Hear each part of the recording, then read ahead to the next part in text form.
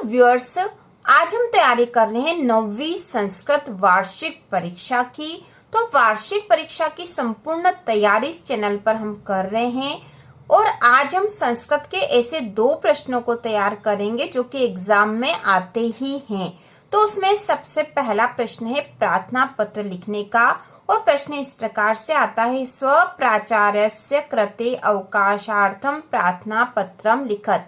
अपने प्राचार्य को अवकाश के लिए प्रार्थना पत्र लिखिए। कभी कभी यहाँ पे अवकाश के दिनों की संख्या भी आ जाती है, जैसे चतुर्थ दिवसानाम अवकाशार्थम प्रार्थना पत्रम लिखत। तो जितने दिनों का है उतने दिनों का हम लिख देंगे। यहाँ से हम प्रश्न में क्या लिखा हुआ देखकर ही हमें लिखना पड़ेगा।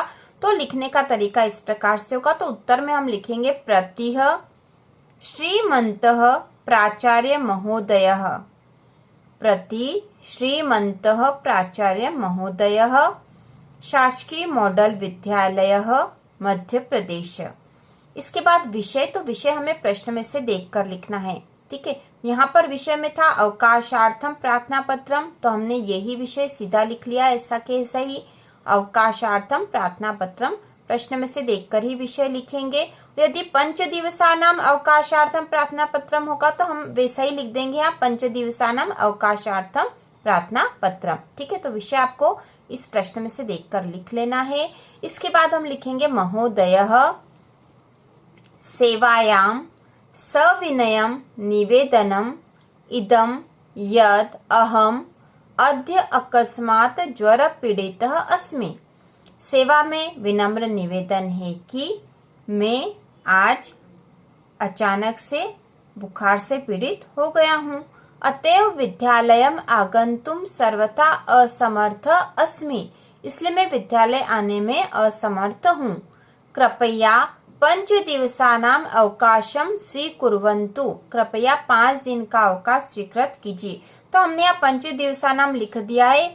यहाँ प्रश्न में कोई से भी दिनों की संख्या नहीं लिखी थी, तो हम अपने मन से दिनों की संख्या लिख सकते हैं। लेकिन यहाँ पर यदि दिनों की संख्या हो, जैसे चतुर्थ दिवसानाम, ठीक है, तो हमें उसी के अनुसार यहाँ लिखना होगा। जितने दिनों का लिखा उतने दिनों का, और यदि नहीं लिखा तो आप ऐसा ही लिख देना, कृपया 5 दिवसानाम अवकाशम स्वीकुर्वन्तु, कृपया 5 दिन का अवकाश स्वीकृत कीजिए। उसके बाद दिनांक इस प्रकार से लिखेंगे, दिनांक, और उसके बाद लिख देंगे जो भी दिनांक को आप प्रार्थना पत्र लिख रहे हो वह दिनांक लिखनी है।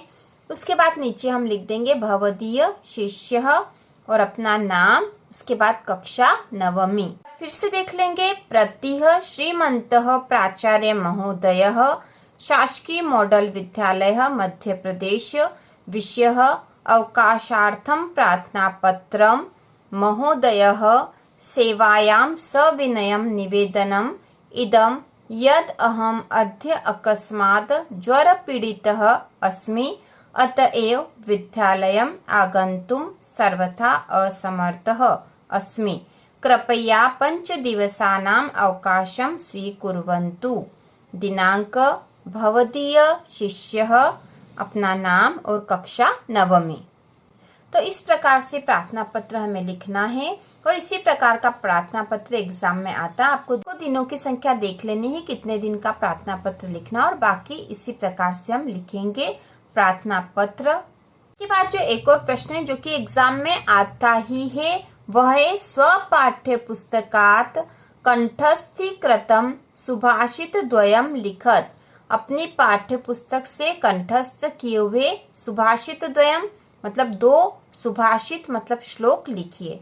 ठीक है, तो आपकी बुक में से आपको कोई से भी 2 श्लोक लिख देने हैं, लेकिन यह भी ध्यान रखना कि वह श्लोक आपके पेपर में नहीं आए होने चाहिए, क्योंकि एग्जाम पेपर में भी श्लोक या सुभाषित आते हैं जिनके नीचे प्रश्न दे रखे होते हैं और उन प्रश्नों के उत्तर उसमें से देखकर ही हमें लिखने होते हैं।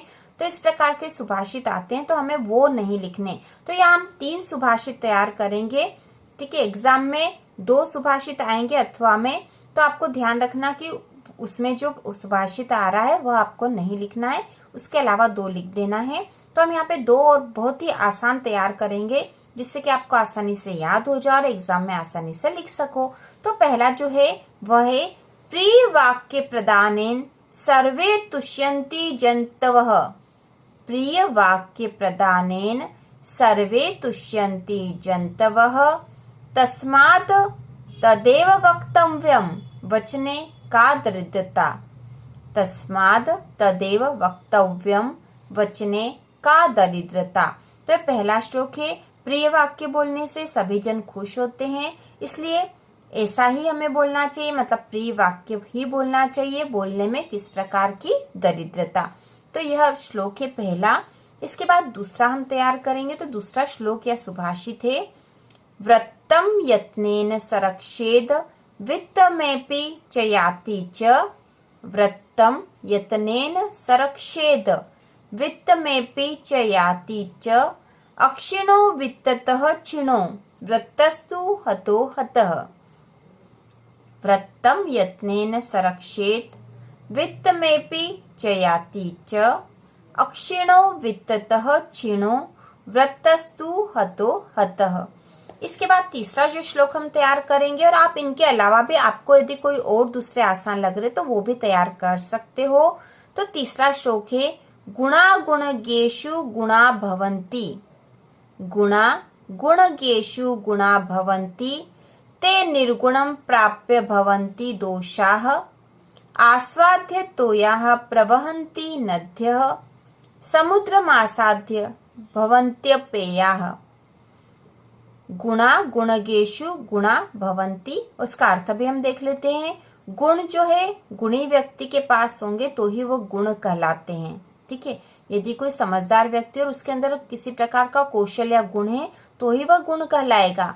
ते निर्गुणम प्राप्य भवन्ति दोषा, और वे ही गुण यदि किसी ऐसे व्यक्ति के पास चले जाए जिसके विचार अच्छे नहीं हैं तो वह वेद गुण ही उस समय वहां पर दोष कहला जाएंगे। आस्वाद्य तोयाः प्रवहन्ति नद्य।